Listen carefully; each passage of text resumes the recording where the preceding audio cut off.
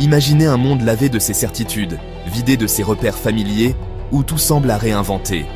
Où l'humanité, tout juste sortie du déluge, pose le pied sur une terre nouvelle, encore marquée par la catastrophe.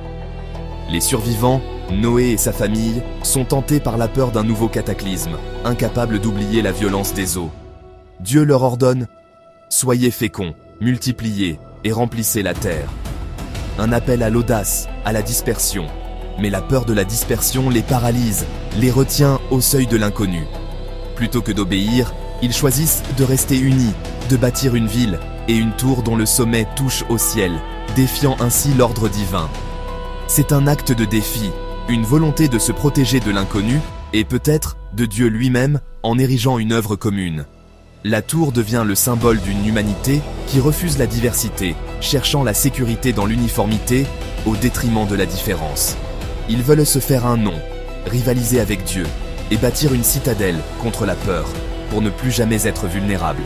Mais ce projet d'unité absolue est aussi le début d'un totalitarisme. La sécurité collective prime sur la liberté individuelle et l'angoisse persiste. La tour n'est pas seulement un monument, c'est une prison dorée, un refus de l'aventure humaine, une négation du risque. L'histoire de Babel commence ici, dans la tension entre la peur du chaos et le rêve d'unité, entre l'ordre et la liberté. Le décor est planté pour l'un des plus grands drames de l'histoire humaine, où chaque choix aura un prix. La suite va révéler les conséquences de ce choix et la destinée de l'humanité face à elle-même. Où se déroule ce drame? Le texte biblique parle de la plaine de Shinéar, identifiée à la Mésopotamie du Sud, entre le Tigre et l'Euphrate. C'est le berceau de la civilisation, là où sont nées les premières villes et l'écriture. Ce choix n'est pas anodin. La plaine, vaste et uniforme, est idéale pour rassembler une population et bâtir une cité monumentale. Ici, l'argile abonde, permettant l'essor de la construction. Le récit de Babel s'ancre dans l'histoire réelle des cités-États mésopotamiennes, célèbres pour leurs ziggourats. Babylone deviendra le symbole de l'orgueil humain et de la puissance impériale. La plaine de Shinéar n'est pas qu'un décor, c'est le théâtre de la lutte entre la volonté de puissance humaine et le projet de liberté divine. Le récit de la Genèse détaille une révolution technologique, un moment fondateur pour l'humanité. Faisons des briques et cuisons-les au feu. Cette phrase marque le début d'une ère nouvelle. Dans cette plaine sans pierre, ils inventent la brique cuite, bien plus résistante que l'argile séchée, ouvrant la voie à des constructions durables. Cette innovation permet de bâtir plus haut, plus solide et de défier le temps, repoussant les limites de l'architecture. Le bitume, utilisé comme ciment, rend la tour étanche, une protection contre un nouveau déluge, une peur ancestrale. Ces choix révèlent une ambition démesurée. Laisser une trace éternelle, bâtir un monument indestructible pour les générations futures. La tour de Babel devient une vitrine technologique, symbole éclatant de la confiance humaine en son propre génie créatif. Ici, l'homme ne se contente plus de survivre. Il veut maîtriser la nature, imposer son ordre au monde et façonner son destin. La tour n'est pas qu'un défi politique, c'est une déclaration de puissance, un acte de foi en l'avenir. Mais cette volonté de tout contrôler va bientôt se heurter à ses propres limites, révélant la fragilité humaine. La tour de Babel incarne l'illusion d'une sécurité absolue. L'histoire va basculer, et rien ne sera plus jamais comme avant. Au-delà de l'architecture, Babel est un projet politique. Une seule langue, une seule vision. La pensée unique s'impose. Cette unité facilite le contrôle, la coordination, mais aussi la soumission. Un tel projet exige une autorité centrale, incarnée par la figure de Nimrod, roi bâtisseur et fondateur de Babel. La tour devient le centre du pouvoir, symbole d'une humanité soumise à une élite.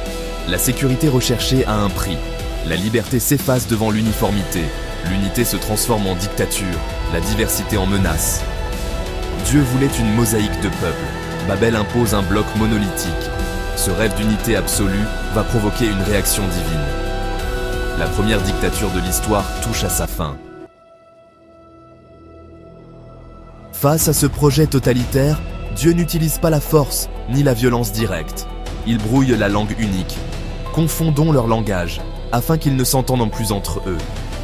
La communication s'effondre, la coordination disparaît, et le chantier s'arrête brusquement. la confusion des langues disperse l'humanité, brisant le rêve d'unité forcée et de domination. Cette diversité linguistique devient un rempart solide contre la tyrannie.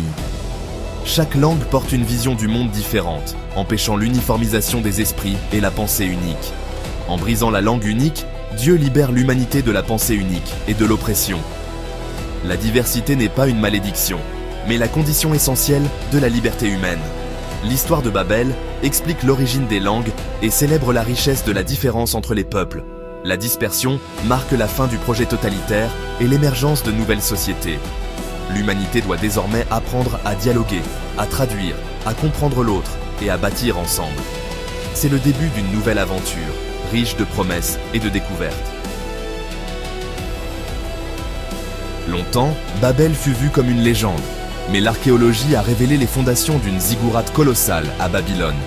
En 2011, une stèle du roi Nabuchodonosor II montre la tour Etemenanki, maison du fondement du ciel et de la terre.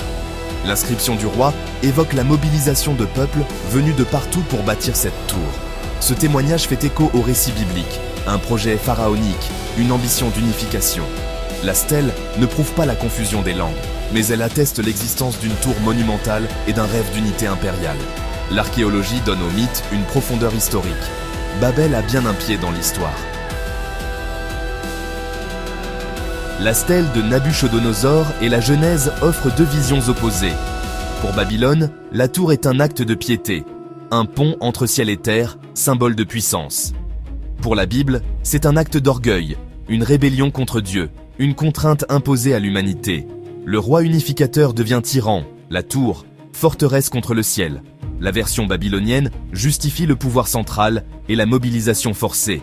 La version biblique est un contre-récit, écrit du point de vue des opprimés. Elle met en garde contre les dangers du totalitarisme et célèbre la diversité. Le récit de Babel pose une question politique. Unité imposée ou unité dans la diversité? La Bible choisit la diversité comme rempart contre la tyrannie. C'est un avertissement universel. La chute de Babel n'est pas la fin, mais le début d'une nouvelle histoire. L'échec de l'unité forcée montre que la sécurité sans liberté mène au chaos. C'est alors qu'apparaît Abraham, originaire d'Ur, au cœur de la civilisation de la tour. Dieu lui dit « Quitte ton pays, pour le pays que je te montrerai ». Abraham choisit la foi, la confiance, l'aventure, là où Babel avait choisi la peur et le contrôle. Il tourne le dos à la logique de la tour pour suivre une promesse. C'est le début d'une nouvelle manière d'être au monde, fondée sur l'alliance et la confiance. La prochaine enquête nous mènera sur les traces d'Abraham, à la découverte d'un choix qui a changé la face du monde.